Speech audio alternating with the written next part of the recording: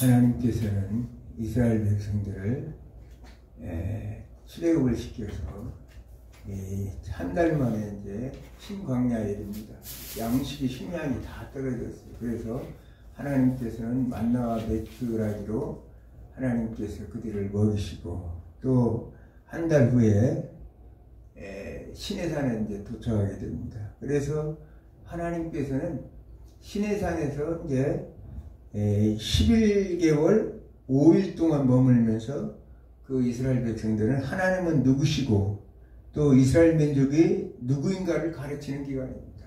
그 시내산에서 거의 1년 동안 있으면서 이스라엘 백성들은 자신들의 정체성을 찾고 하나님이 누구시고 자신들이 누구인가를 알게 되고 그러면서 이제 하나님께서 그것을 가르치는 기간이었다는 사실입니다. 여호와께서는 이스라엘 애굽으로부터 구출하여 시내산에서 내려오시고 그들과 언약 맺기를 이제 제의하십니다. 언약을 맺기를 제의하십니다. 그러면서 이 언약은 이스라엘을 한 나라로서 자기들의 정체성과 역할에 걸맞는 체계로 그들과 하나님과 관계를 표현함을 의미하고 있습니다. 이 언약은 자신들의 정체성을 찾고 하나님과의 관계를 표현함을 의미하고 있습니다. 그러면 이것이 출애굽기 20장부터 23절의 율법 수요 배후에 있는 핵심적인 개념인 것입니다. 이 언약은 여호와이신 하나님께서 은혜의 사역을 베푸심으로써 이스라엘 백성의 하나님이 되시는 것입니다. 자, 너희는 애굽 땅 종되었던 곳에서 신명기 5장 6절에 그러죠. 애굽 땅 종되었던 곳에서 건져내서 구출하신 여호와 하나님이라.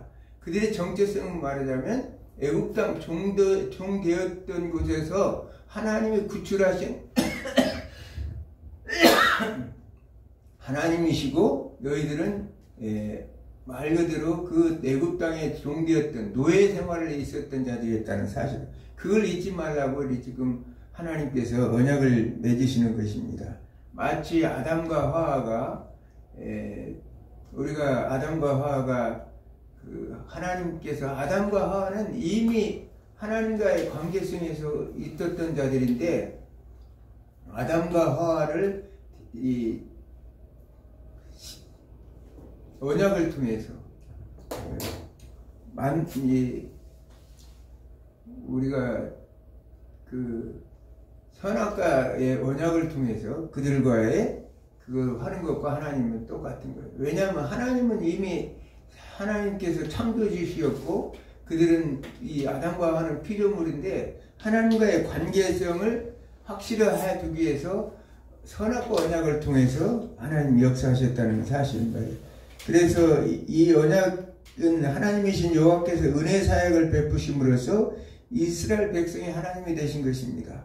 마치 아담과 하와를 이 선악과 언약을 통해서 결국은 하나님이 되신가, 하나님이 창조주시고 그들의 피조물 되신 것을 알게 하는 그런 내용이라는 사실을 말씀하고 있습니다.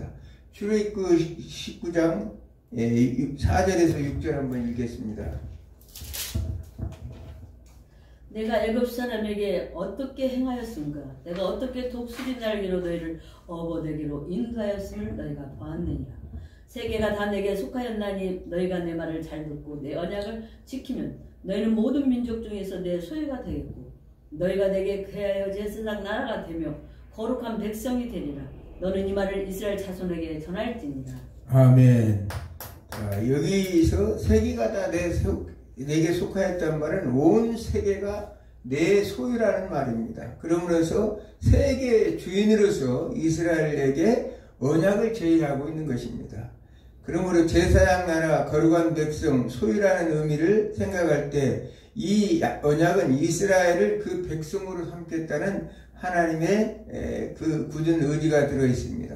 출애굽기 6장 7절에서 너희는 내가 백성으로 삼고 나는 너희 하나님이 될 것이라고 말씀하신 그 말씀대로 시내산에 와서 시내산 언약을 통해서 그들이 하나님이 되고 그 백성이 된다는 사실입니다. 우리가 잘 알다시피 베드로전서 2장 9절의 말씀처럼 너희는 택하신 족속이요 왕같은 제사장이요 소유된 백성이다. 하나님 거룩한 나라요 소유된 백성이라 이렇게 말씀하시죠. 우리 또한 하나님이 택하시고 하나님이 거룩한 백성이고 왕같은 제사장으로서 하나님께서 하나님이 왕 되시고 우리는 그 백성이 된다는 사실을 오늘날 성경을 통해서 알 수가 있습니다. 그러면 율법을 주신 목적은 뭐냐? 여호와께서는 이스라엘 백성과의 관계를 세울 목적으로 율법을 주신 것은 아니라는 사실입니다. 이미 그 백성과 관계를 맺으셨고 이때 그 백성이 관계성을 신실하게 유지하기 원하기 때문에 율법을 주셨다는 거예요. 하나님은 이미 이스라엘 백성들을 구원해 하셔서 이미 이스라엘과 하나님과의 관계성은 하나님은 하나님이 되고 그들은 그 백성이 되는 하나님의 왕이 되시고 그들은 백성이 되는 관계는 이미 이루어졌다는 사실이에요. 그러면 율법을 주신 목적은 뭐냐? 그것이 아니라 율법을 준수한다는 것은 어떤 법적 욕구를 충족시키기라기보다는 개인이나 국가가 하나님께 받은 복을 은혜에 대한 반응의 삶을 살도록 하는 것이 바로 율법을 주신 목적이었다는 사실입니다. 다시 말해서 언약의 주이신 여호와 하나님과 그 언약 백성 간에 바른 관계성을 유지하도록 채널이 되어 주신 것이 아닙니다. 하나님과 창조주와 피조물과의 관계 속에서 이미 하나님은 그 백성들의 하나님이 되고 왕이 되시고 백성이 되고 아버지가 되고 자녀가 되는 그런 이미 관계성은 이미 관계가 맺어져 있는 상태에서 율법을 주신 목적은 바로 하나님의 은혜에 반응하는 삶을 주시기 위해서였다는 사실입니다. 그 관계성을 규율하는 하나님의 원리가 있는데 그 관계성을 규율하는 하나님의 원리가 있는데 그것이 사랑이라는 거예요.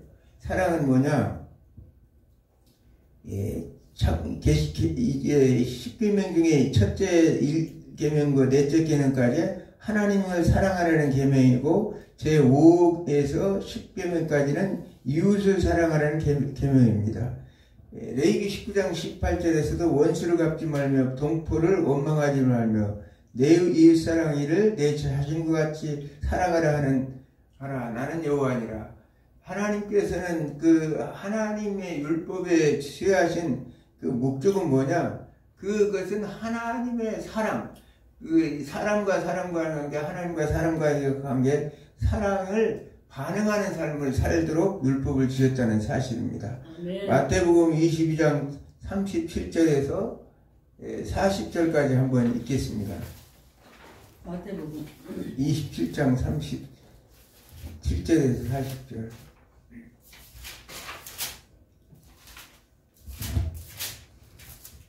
하면서 2장이요? 마태복음 22장 37절에서 네 40절.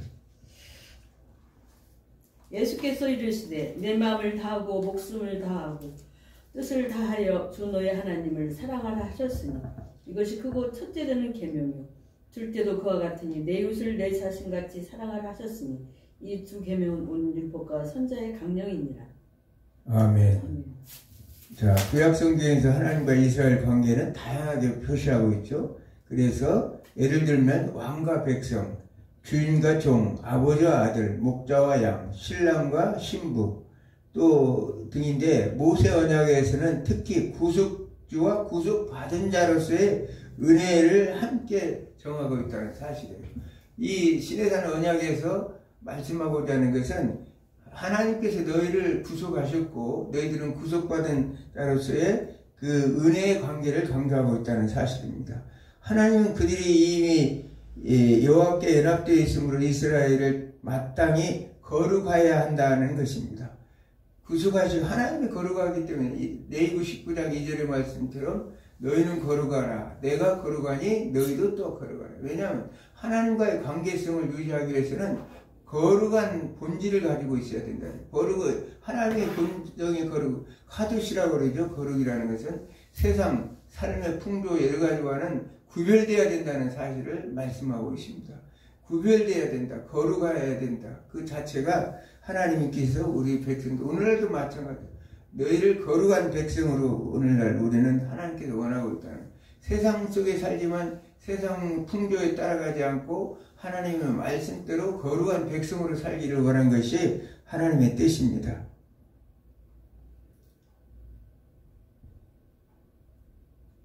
따라서 시내산에서 율법을 주신 것은 제사장들에게 제사 행위나 백성의 종교적 행위에서 뿐만 아니라 하루하루의 실제적인 모든 일상 속에서 그들이 거룩할 수 있도록 하기 위함이라는 거예요. 하나님께서 그 시내산에서 그들의 언약을 맺으신 것은 제사를 받기 위해서나 또는 그 하나님께서 그들에게 어떤 율법의 행위를 요구하는 것이 아니라 하나님의 그 모습대로 거룩하게 살기 위해서 그 율법을 주셨다고 말씀하는 것입니다. 그러므로서 로마서 12장 1절에 대해서 그러죠. 내가 너희의 모든 자비하심으로 너희에게 권하노니 너희 몸을 하나님 기뻐하시는 거룩한 산 제물로 드려라. 이것이 영적 예배니라. 우리의 삶 전체를 통해서 거룩한 삶을 삶으로 하나님 앞에 영적 예배를 드려야 된다고 말씀하고 있습니다. 율법 준수는 언약 공동체, 신학 공동체인 이스라엘의 의가 되고 그 의의 이스라엘은 여호와께 주시는 행복을 누리는 것입니다. 그 의에서 이스라엘은 여호와께 주시는 행복을 누리는 것이라는 겁니다. 율법의 준수는 바로 하나님이 주신 의, 하나님의 뜻, 의라는 것은 히브리어로 체다카라는 거죠. 하나님의 말씀하신 방향대로 바르게 가는 것을 하나님께서 의라고 얘기하는데 그 말씀대로 그것을 따라가면서 행복을 누리는 것이 바로 하나님의 언약 공동체 이스라엘에게 주신 하나님의 율법적인 언약이었다는 사실입니다. 유대주의자들은 율법을 구원에 이르는 수단으로 오해하였습니다. 율법을 이렇게 지킴으로 해서 구원을 이룬다는 생각을 가졌다는 사실이에요. 그러나 율법은 결코 구원의 방편으로 주시는 것이 아니라는 사실을 바로 로마서나 갈라디아서에서 이렇게 말씀하시죠. 율법이 이미 하나님의 은혜로 구속받은 자녀가 하나님께 자발적으로 반응하는 구속의 열매라는 사실을 말하고 있습니다. 하나님 율법을 통해서 하나님의 백성들이 자발적으로 하나님 앞에 반응하는 구속의 열매라는 사실이에요. 우리가 잘 알다시피 율법으로는 구원받을 자가 없죠. 로마서 3장 20절의 말씀처럼 율법의 행위로는 그의 앞에 의롭다 하심을 입은 육체가 없나니 율법으로는 죄를 깨달으리라. 우리가 율법을 하나님의 말씀이 있음으로써 그 말씀을 통해서 깨달아서 하나님의 뜻을 좇아서 하나님의 의로운 삶을 살도록 하나님께서 율법을 부여하시지 율법이 구원의 어떤 수단이 될 수는 없다는 사실입니다. 이스라엘은 여호와의 언약을 제의를 받아들였어요.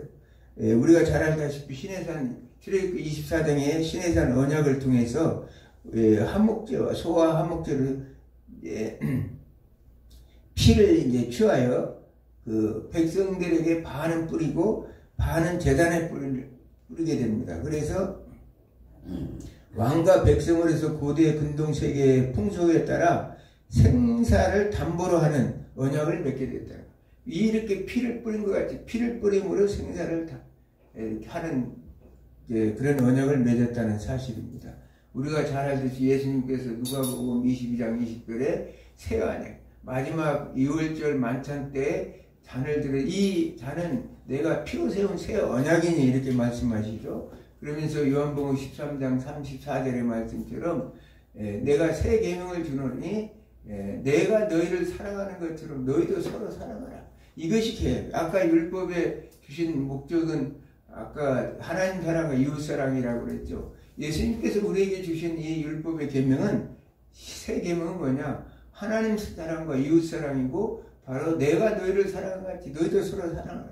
뭘로? 피로 예수 그리스도 보혈을 피로 언약을 세워서 마치 출애굽기 24장에 구약의 시내산 언약을 할 때 피를 받아서 반은 이스라엘 백성에 뿌리고 반은 제단에 뿌렸던 것 같은 피의 언약을 맺은 것과 같다는 사실입니다.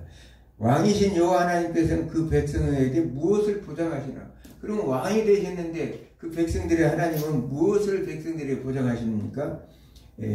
먼저 삶을 마련해 주셔야 된다는 거예요. 살 곳을 마련해 주셔야 한다는 사실입니다. 그것은 어디입니까? 바로 가나안 땅이죠.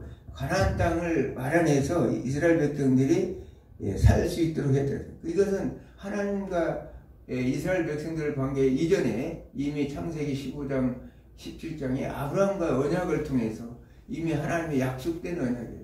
그 약속된 언약을 신실하게 이행하신 하나님께서 그들에게 이제 약속대로 지난번에 강의에도 얘기했지만 남편으로서 또는 아버지로서 남편으로서 아내에게 거처를 마련해주는 것이 고대 이스라엘 근동에 있는 결혼 풍습이었고 또는 분명하게 아버지가 아들에게 그 땅을 기업으로 주는 것이 그 풍습이었다는 사실이에요. 그래서 레위기 20장 24절에 그것은 내가 전에 너에게 이르기를 너희가 그들의 땅을 기업으로 얻을 것이라 내가 곧 그 땅 젖과 꿀이 흐르는 땅으로 너에게 주어 유업을 살게 하리라 하였느니라. 만민 중에서 너희를 구별하였노라 말씀하신 것입니다. 그래서 하나님께서 그들을 선택해서 구별해서 이제 약속대로 하나님께서는 가나안 땅, 젖과 꿀이 흐르는 땅을 그것을 하나님께서 주신다는 말씀입니다. 이처럼 영토를 확보하여 백성들을 보호하고 백성들은 왕을 보호하며 풍요와 안식을 누리는 것입니다. 하나님이 히브리인이 나일강 유역을 떠나 애국을 벗어나는 것이 죽음과 다름이 없다는 생각을 알고 있었어요. 그들은 왜냐하면 자신들이 그 수백 년 동안 조상들과 함께 거주했던 가나안 땅, 고센 땅에서 그들은 농사를 짓고 또 유목민으로서 목축을 하면서 그들은 나름대로 풍요한 삶을 살았어요. 요셉이라는 하나님 그 조상에 의해서 그들은 풍요로운 삶을 살았어요. 그러나 나중에 애국왕 바로에 의해서 결국은 그들이 이제 고난을 다 당하게 됐죠. 이 고난 자체도 왜냐하면 하나님께서 계획된 출애굽을 위한 하나님께 주시는 고난이었다는 사실을 알 수 있습니다. 하나님 때로는 우리가 도대체 우리가 목적대로 갈 수가 없는 그런 곳으로 인도하는데 그 모든 것들이 또 하나님의 계획 속에 있다는 사실을 성경을 통해서 우리가 알 수가 있는 것입니다.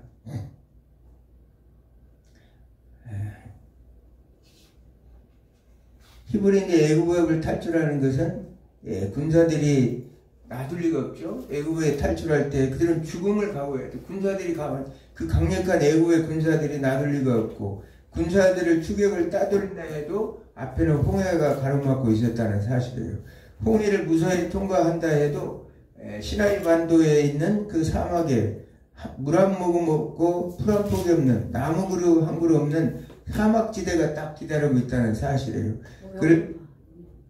그럴 때 이제 물과 양식 문제를 낮에는 구름기둥으로 밤에는 불기둥으로 인도하시고 추위와 더위를 하나님께서 또 책임져 주시고 그리고 험준한 사막 사이에 미루어의 도시들이 있어요. 그러면서 도적대들이 출몰했대요. 우리가 잘 아는 출애굽 여정 속에서 아말렉 족속들과 전투한 걸 보죠. 그것들이 바로 도적들이라는 사실이에요.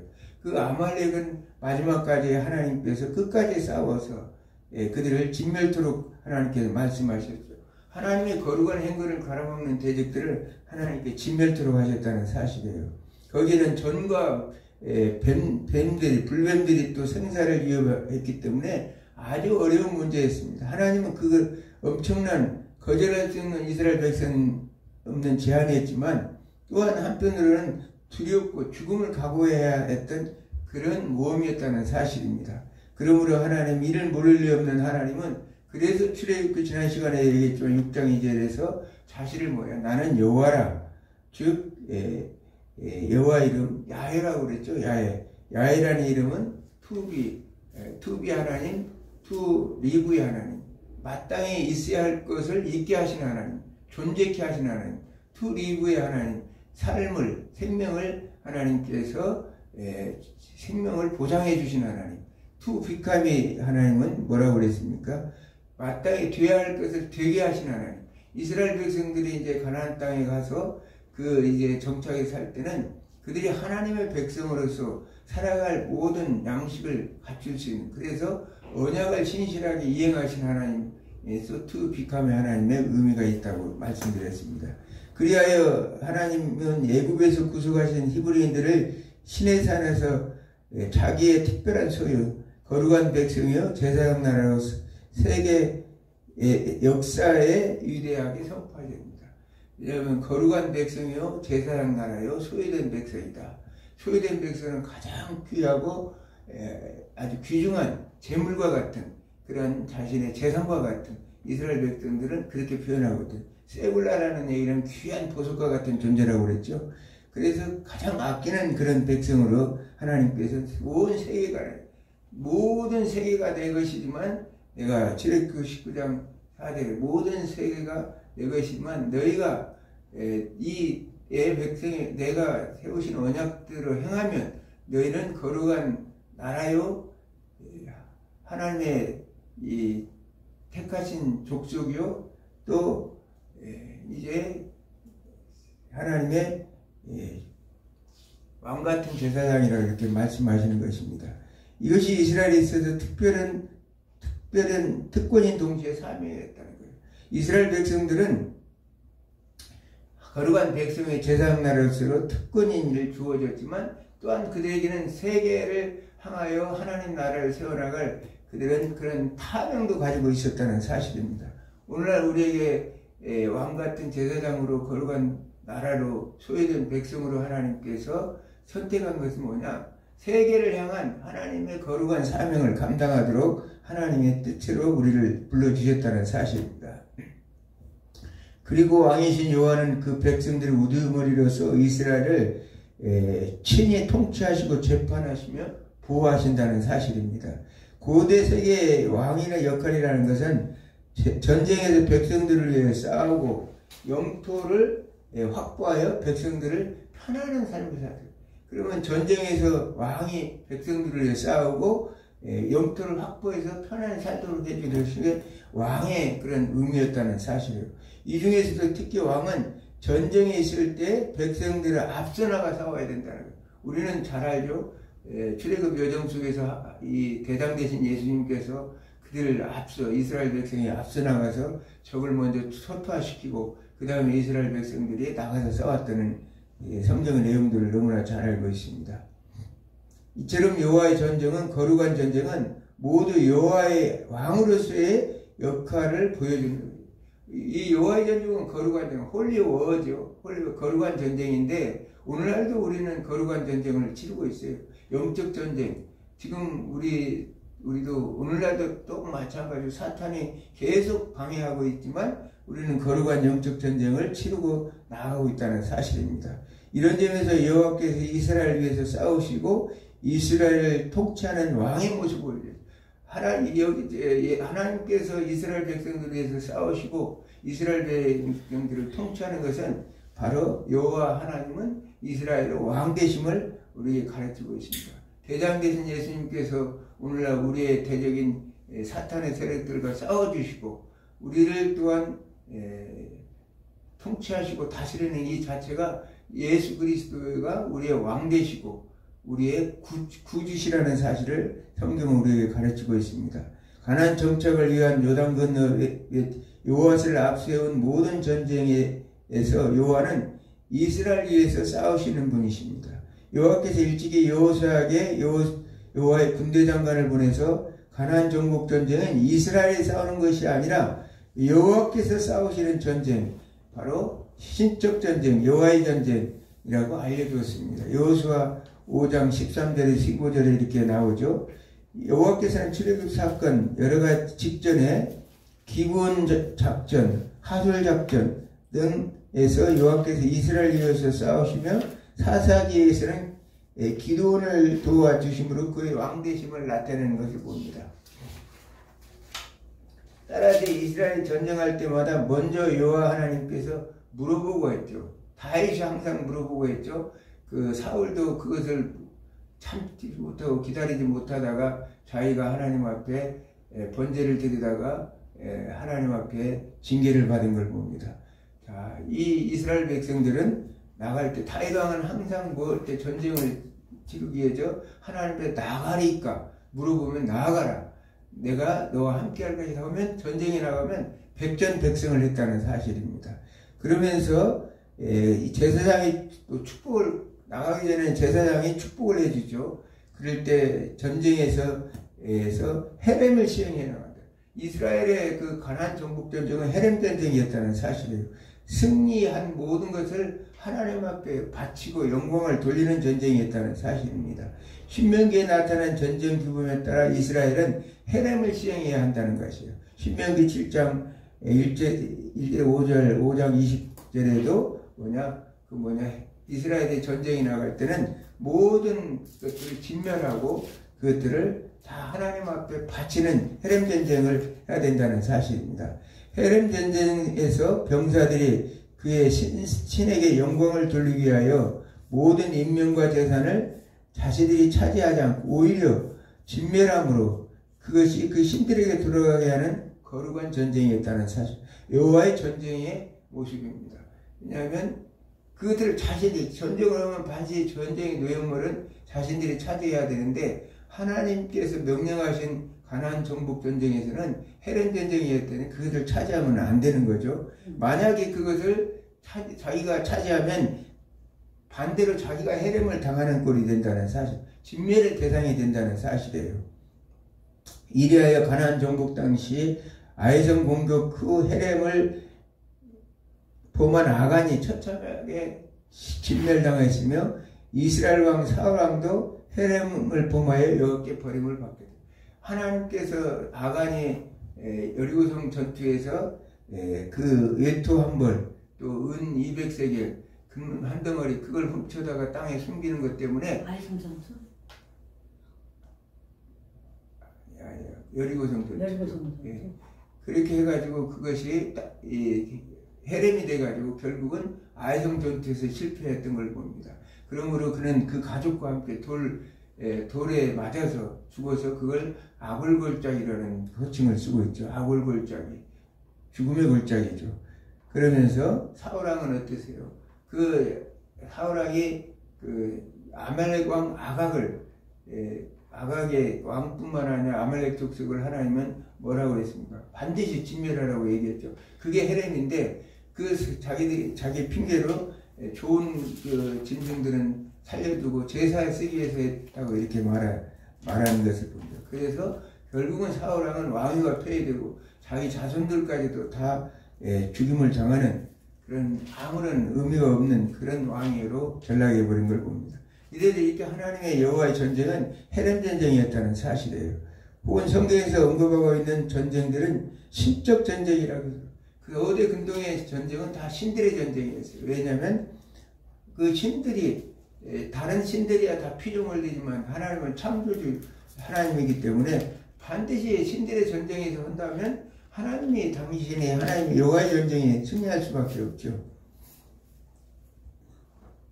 이 여호와께서는 이스라엘 위하여 포 이스라엘이라고 그러죠. 싸우는 전쟁의 수단은 바로 이스라엘의 군대를 선택하여 수행합니다. 그래서 하나님께서는 전쟁할 때 이스라엘 백성들을 선택해서 하나님의 전사로서 워리어, 용사로서 쓰신데 하나님은 디바인 워리어라고 신적 용사로서 하나님께서는 그 모든 것들에 나가서 전쟁을 치렀던 걸 봅니다. 여호와께서 율법을 수여하신 목적은 이스라엘을 속박하기 위해서 한 것이 아니라는 사실이에요. 진정한 행복을 인도하기 위해서 여호와의 율법을 주신 것은 하나님의 사랑의 은혜였다는 사실이에요. 하나님께서 율법을 수여해서 그 율법을 따라 순종하고 따라갔을 때 그 백성들이 하나님 은혜에 반응해 살 때 그들은 행복하고 복된 길을 살 수 있다는 사실을 말씀하고 있습니다. 그러나 이스라엘 공동체가 언약 백성으로서 정체성을 망박하고 만약에 하나님은 창조주요 나는 피조물이다. 오늘날 말하면 하나님과 동등되고자 하는 우리의 인간의 죄성 때문에 하나님과 동등되고자 한다면 결국은 율법과 언약을 파기하는 것이기 때문에 하나님과의 관계가 끊어지는 것이기 때문에 하나님은 그 무서운 저주로 반드시 심판하게 되어 있다는 사실. 오늘날도 너무나 어두운 세상이죠. 이 하나님의 말씀은 우리에게서 살아있어요. 말씀은 살아서 운동력이 있어요. 우리가 관절과 혼과 골수를 쪼개고 우리의 모든 삶을 말씀으로 운행하시는데, 그 말씀대로 그 하나님의 백성들이 범죄했을 때 우리나라가 지금 이 어려운 지경에 이른 이유가 뭡니까? 우리 하나님의 백성, 한국교회가 지금 타락해서, 또 한국교회 목사님들 이게 아주 그 북한의 공산주의자들이 와서 신학을 해가지고 목사가 돼서 한국교회를 어지럽히고 있어요. 그래서 나라가 이렇게 어지러워질 일은 한국교회가 하나님의 말씀대로 바로 서 있지 못하다 보니까, 교회가 세상을 선도하고 빛과 소금의 사명을 감당해야 되는데 그리 하지 못하다 보니까 지금 한국 사회가 이렇게 어지럽고 경제 사회 전반이 지금 어둡습니다. 그래서 하나님은 이것이 하나님의 심판이라는 거예요. 교회가 바로 서기 위해서, 나라가 온전하기 위해서는 하나님의 백성들이 회개해야 돼요. 회개하는 길밖에 없어요. 우리는 그것을 오늘 또 말씀을 통해 그 시대에 주신 하나님의 이 사명, 우리가 아까도 얘기했죠. 하나님 이스라엘 백성들이 언약을 주신 것은 하나님의 특별한 은혜이지만 또 거기에 따른 사명도 부여했다는 사실. 네. 세상의 진정한 빛과 소금의 사명을 감당해서 세상을 살리는 역할을 한국교회가 해야 되는데, 지금 오히려 세상을 죽이는 역할을 한국교회가 앞서가고 있다는 사실이에요. 안타까운 일이죠. 세상 사람들이 하지 않는 것을 교회가 더 오히려 더 하고 있다는 사실이에요. 지금 우리는 정말 오늘 또 말씀을 통해 느끼는 것은 우리 스스로가 하나님이 받은 은혜가 얼마나 큰 것을 생각하면서 하나님 말씀 안에서 우리가 변화받아서 하나님의 뜻을 이루며 하나님의 뜻을 따라서 하나님 세상을 변화시키는 사명을 감당하는 저희들이 되기를 주님의 이름으로 축원합니다. 아멘.